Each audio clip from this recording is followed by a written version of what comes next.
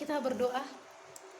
Damai sejahtera Allah yang melampaui akal dan pikiran hati kita di dalam Yesus Kristus Tuhan, Kau sempurnakanlah firman ini melalui Roh Kudus-Mu. Amin.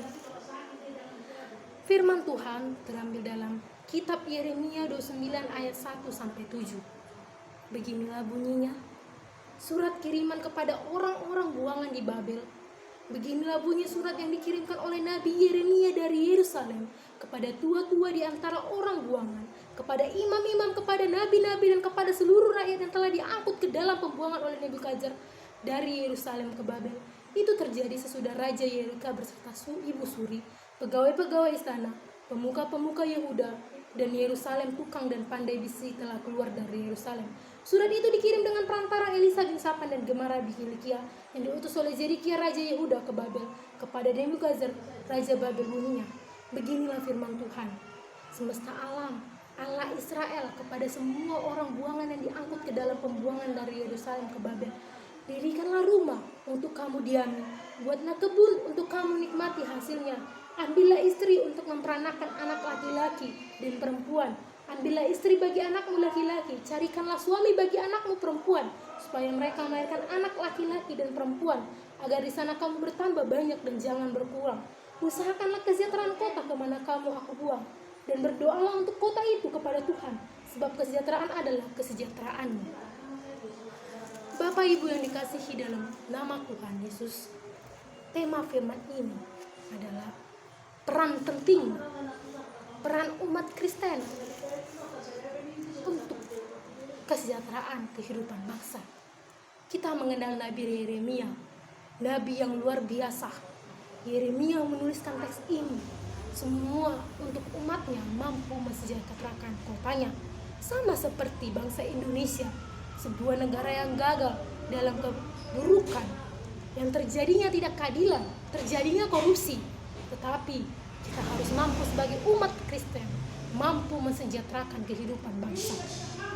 Berdoa untuk semua kesejahteraan kehidupan bangsa. Jelas kesejahteraan yang aman. Nas ini merupakan firman Tuhan kepada Israel dan kepada umat manusia yang ada di dunia ini, agar bisa saling bertindak dan mengupayakan kesejahteraan bangsa dimanapun mereka berada. Jadi kita harus bisa belajar. Walaupun banyak ketidakadilan yang terjadi, kita harus mampu bersikap proaktif seperti bangsa Israel. Walaupun dibuang ke Babel, percayalah, kita sebagai umat manusia harus bisa mensejahterakan kehidupan bangsa, dan Tuhan akan selalu menolong kita. Ada 3 poin yang saya ambil di dalam nats ini. Yang pertama, menyatakan kebenaran dengan segala konsekuensi. Itu terdapat dalam ayat 1 dan 4. Allah melalui Yeremia mampu menyatakan kebenaran dengan segala konsekuensi, walaupun mengalami keburukan dalam dunia, dalam kehidupan kejahatan. Tetapi yang menyatakan kebenaran itu yang dialami adalah dia mampu menyatakan kebenaran itu melalui Yesus Kristus. Menyatakan kebenaran adalah sebagai panggilan umat Kristen yang mampu menerima konsekuensi apapun saat kita dicobai, saat kita mengalami persoalan. Nyatakan aja kebenaran itu.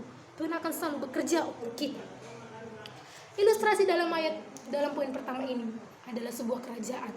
Seorang raja yang mengutus salah satu prajuritnya untuk pergi ke daerah yang terpencil, daerah yang memiliki kesengkaraan, daerah yang memiliki penderitaan yang begitu sangat sulit, keburukan.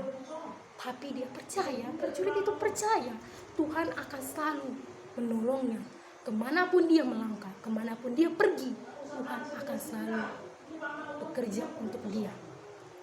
Kita sebagai umat manusia pasti kita tidak mampu untuk melakukan itu, tapi kita percaya Tuhan akan selalu bersama kita. Tuhan akan mampu menguatkan kita untuk menyatakan kebenaran itu. Percayalah apapun yang terjadi. Dari ilustrasi itu kita harus bisa menerapkan di dalam kehidupan kita untuk menyatakan kebenaran dalam penderitaan. Tuhan tidak pernah tinggalkan kita. Dia selalu menolong kita. Kemanapun kita ditetapkan, kemanapun kita melangkah, tetaplah akan kebenaran. Di dalam poin yang kedua, bekerja dan membangun ayat 5 dan 6. Yakinlah kita sebagai orang Kristen harus bisa saling membangun, bekerja dan membuat rumah, mencari pasangan dan menjaga keturunan. Sebagai orang Kristen kita harus mampu mempertanggungjawabkan perintah Tuhan. Buatlah itu seperti di Nas yang kelima dan 6. Kita sudah disuruh untuk membangun, bekerja. Bangunlah rumahmu, tempatilah, bekerjalah engkau di ladangmu supaya engkau mendapatkan hasil. Buatlah keturunanmu. Tuhan menyuruh kita itu supaya kita tidak mengalami penderitaan, supaya kita tidak mengalami kesengsaraan. Dari situ kita harus belajar. Tuhan akan selalu bersama kita. Ilustrasi dalam poin yang kedua ini, ada seorang raja yang menyuruh bangsanya, perintah raja yang harus kita turuti untuk membangun dan bekerja agar bangsanya itu tidak mengalami kesengsaraan. Dia menyuruh bangsanya untuk membangun dan saling bekerja. Di sini kita harus belajar, kita harus mampu sebagai umat bangsa pilihan dan percaya untuk Tuhan. Sebagai umat bangsa pilihan, percayalah, bekerjalah dan membangunlah dalam perintah Tuhan. Yang ketiga, hidup berbagi untuk kepentingan yang lebih besar. Itu dalam ayat 3. Usahakanlah kotamu. Nats ini mengajarkan kita untuk berbagi. Kita tahu berbagi kepentingan itu sangat sulit. Banyak sekarang manusia yang tidak mau mementingkan kehidupan sesamanya. Banyak sekarang pejabat-pejabat yang lebih egois, yang lebih mementingkan kehidupannya daripada kepentingan bangsanya. Tapi kita percaya sebagai umat Kristen, umat pilihan Tuhan, kita harus bisa mengasihi, harus bisa saling mementingkan kehidupan bangsa kita dan selalu mengusahakan kesejahteraan itu. Tuhan akan memberikan kehidupan yang kekal kepada kita, hikmat yang begitu besar.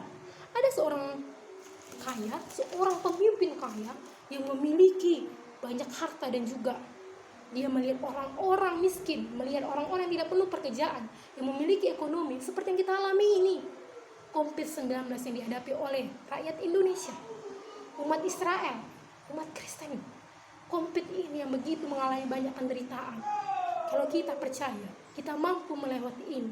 Seperti yang di poin kedua, membangun dan bekerja. Di saat kita mengalami kesengsaraan, kita sudah mempunyai simpanan. Kalau kita harus bisa bertahan hidup, kalau kita bisa berbagi dalam kepentingan yang lebih besar. Jadilah seperti orang kaya itu, mementingkan orang lain, mementingkan di orang yang tidak mampu. Jangan pernah egois. Pentingilah kehidupan orang lain. Di sini kita harus belajar pentingnya berbagi. Kita harus bisa memberi dan saling mengasihi. Kesimpulan saya ambil khotbah ini, jadilah seperti Nabi Yeremia yang mementingkan bangsa dan rela menderita. Jadilah peran kita bagi bangsa ini memiliki arti yang sangat besar. Mau atau tidak mau menaruh kita di bumi Indonesia ini untuk memberi dampak bagi bangsa ini. Banyak hal yang bisa kita alami. Marilah kita terus menyatakan sikap kita melakukan kesejahteraan bangsa ini sambil memberi dan melakukan sesuai dengan perintah Tuhan. Jadi buat kita seluruh umat bangsa Indonesia, umat Kristen, umat bangsa pilihan Indonesia, tetaplah kita mementingkan kesejahteraan bangsa kita, mensejahterakan kehidupan bangsa yang lain. Kita harus berdoa dan yakin bahwa kesejahteraan bangsa ada di dalam tangan kita. Sebagai orang Kristen, percayalah, hidup kita hanya di dalam Tuhan. Kesejahteraan kita harus bersama Tuhan. Yakinlah, lewatilah semua itu, Tuhan akan selalu bersama kita. Percayalah, Tuhan akan selalu ada di hati kita. Persoalan yang kita hadapi di dalam 3 poin itu, kita sudah belajar bahwa Tuhan akan selalu bersama kita. Kita berdoa. Terima kasih Tuhan buat firman ini semua. Firman ini menjadi berkat bagi kami dan pelita kami Tuhan. Biarlah kami mampu mencetakkan firman ini, menjadikan kota kami ini terpuji nama-Mu Bapa.